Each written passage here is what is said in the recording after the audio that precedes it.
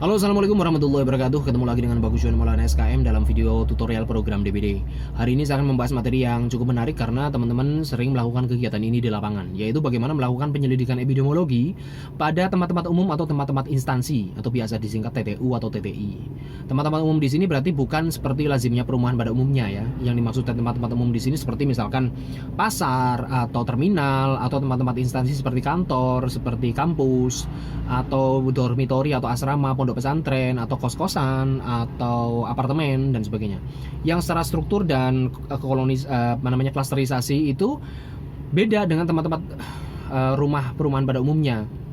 Ya, karena teman-teman umum tersebut juga mobilitasnya tinggi. Terus orang-orang di situ mungkin tidak bisa dipasrai tanggung jawab secara menetap, misalkan yang bertanggung jawab atas kontainer-kontainer atau tempat-tempat air tertentu. Ini kamar mandi ini penanggung jawabnya A. Bisa jadi A ini petugasnya sering gonta-ganti dan sebagainya. Penghuninya juga bisa gonta-ganti.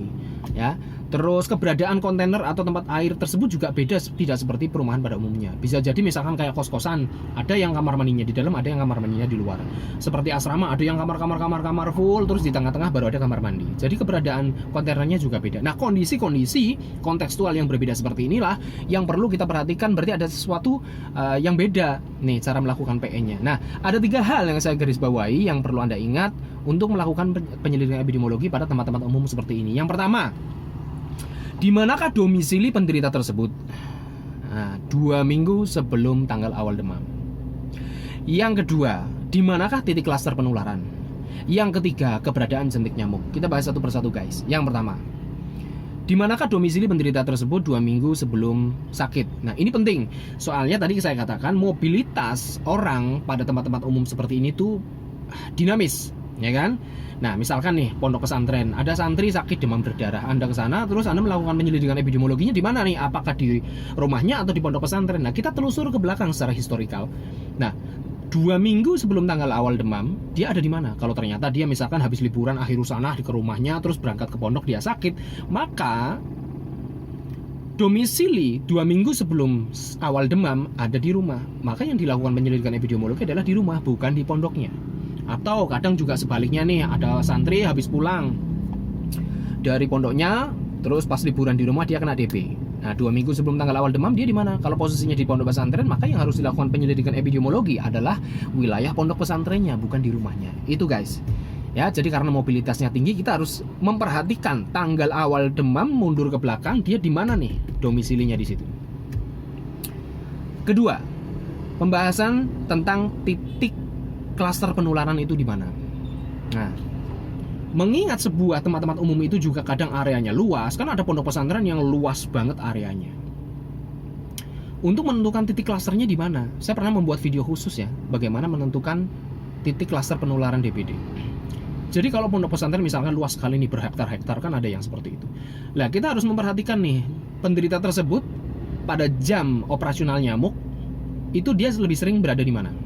Ya kan, kalau misalkan jam operasional nyamuk pagi itu kan jam 7 sampai jam 10. Kalau sore jam 4 sampai jam 6 sore. Nah, itu si santri misalkan sakit DBD. Kalau pagi di mana? Kalau sore tadi di mana? Ya kan?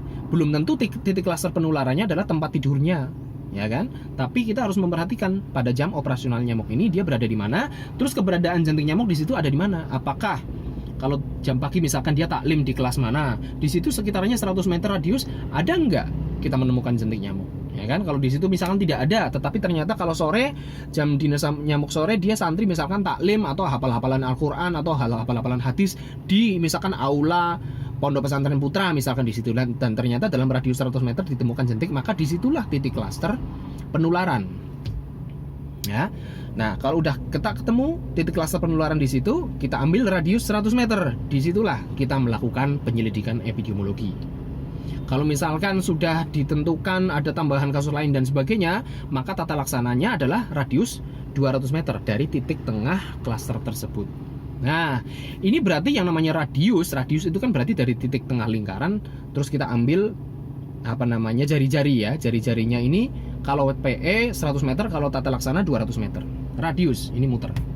Nah, radius ini karena lingkaran seperti ini berarti tidak melihat batas-batas fisik dari tempat-tempat umum tersebut. Bisa jadi melebar melebihi. Misalkan nih pondok pesantren dan titik klaster penularannya ada di sebelah sini samping tembok gitu kan. Lah radius sampai 200 meter bisa jadi dia dalam radius itu berarti menyentuh sampai ke luar gedung, luar pondok pesantren tersebut. Misalkan di sini ada perumahan penduduk, ya berarti kalau misalkan kita mengadakan tata laksana sampai fogging dan sebagainya bisa sampai keluar pondok tersebut. Atau misalkan kalau titik klasternya di tengah-tengah pondok sementara pondok itu lebar sekali, ya bisa jadi berarti kita melakukan tata laksana seperti fogging, apatisasi dan penyuluhan hanya ada di situ di radius 200 meter tersebut. Bisa jadi tidak keluar dari pondok ya. Jadi kita pegangannya radius, bukan masalah batas-batas fisik bangunan tempat-tempat umum tersebut ya. Kan kadang ada yang pondok misalkan nyemprotnya pondok doang tapi luarnya enggak, padahal radiusnya 200 meter itu melebihi dari pondok. Nah, gitu. Jadi kita pegangannya radius itu guys. Tentunya dengan menentukan dulu titik klaster penularannya itu ada di mana. Poin yang ketiga yaitu masalah keberadaan jentik nyamuk. Nah, ini penting guys. Kalau misalkan perumahan kan kita sering melaporkan ini rumah ini positif jentik, rumah si A, si B, si B, si C positif jentik. Lalu kita menyimpulkan ini ABC-nya total sekian persen. Kebalikannya host index-nya sekian persen. Oke. Kalau dalam tempat-tempat umum kita juga fokus kepada kontainernya. Ya kan, kalau misalkan kayak pondok pesantren kan, lah ini mau dianggap misalkan di dalam asrama putra ada 5 kamar mandi misalkan, itu penanggung jawabnya siapa kan kita bingung. Nggak bisa dong kita ngomong ini penanggung jawabnya. Kadang penanggung jawabnya juga gonta-ganti. Beda dengan rumah. Kalau rumah ini jelas, ini kontainer rumahnya si A, kontainer rumahnya si B. Lah kalau pondok pesantren juga tidak bisa kita anggap sebagai ini satu rumah. Nggak bisa dong, karena di dalamnya asramanya aja banyak, ya kan. Nah, kalau misalkan di perumahan itu kita bisa melaporkan host index. Host index berarti kan jumlah rumah yang positif jentik dibagi rumah yang diperiksa dikali 100%. Tetapi kalau tempat-tempat umum, kantor, kampus, masa iya kita pakai host index? Masa iya satu kantor, satu kampus yang besar gitu kita anggap satu rumah? Ya nggak bisa. Jadi host index hanya dihitung dari penyelidikan epidemiologi yang kita lakukan memang di perumahan. Namanya aja host index. Ya, tetapi kalau tempat umum pakainya container index.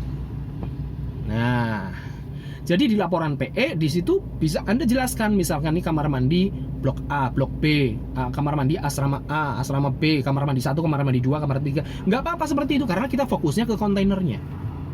Nah, kita setelah melakukan penyelidikan epidemiologi, terus lembar itu kan kita ajukan, kita laporkan kepada pembuat keputusan atau kepada atasan kita kan. Nah, disitulah keberadaan kontainer-kontainer yang positif itu. Terus Anda bisa menyimpulkan, oh kontainer indeksnya sekian persen, APJ-nya sekian persen, APJ dari kontainer ya. Disitulah yang akan sangat mempengaruhi tata laksananya. Oh ternyata kontainer-kontainer pada asrama cowok ini yang positif, misalkan pada cewek ternyata nggak positif. Nah berarti dengan mengetahui kontainer-kontainer yang positif ini kita bisa mengambil tindakan nih. Oh kontainer yang positif sekian persen, atau jumlah kontainernya yang positif ada sekian kolam, berarti abatisasi kita perlu abates jumlah sekian saset misalkan, atau biolarvasida sekian botol, ya kan? Atau kita berarti melakukan penyuluhan. Oh ini karena yang positif jentik adalah asrama-asrama cowok, berarti kita kumpulkan santri-santri cowok saja, santri ceweknya nggak usah karena kontainernya di situ negatif jentik kan gitu. Berarti akan sangat mempengaruhi tata laksananya, baik penyuluhan, abatisasi maupun pengerahan masyarakat atau penghuninya untuk melakukan PSN atau dikerahkan nguras kolam bersama dan sebagainya. Nah itu kan sangat dipengaruhi oleh data-data kontainer indeks yang kita sampaikan. Gitu ya guys. Semoga Anda nggak bingung dan jangan samakan antara PE di rumah biasa dengan tempat-tempat umum pada ya. Terima kasih. Assalamualaikum warahmatullahi wabarakatuh.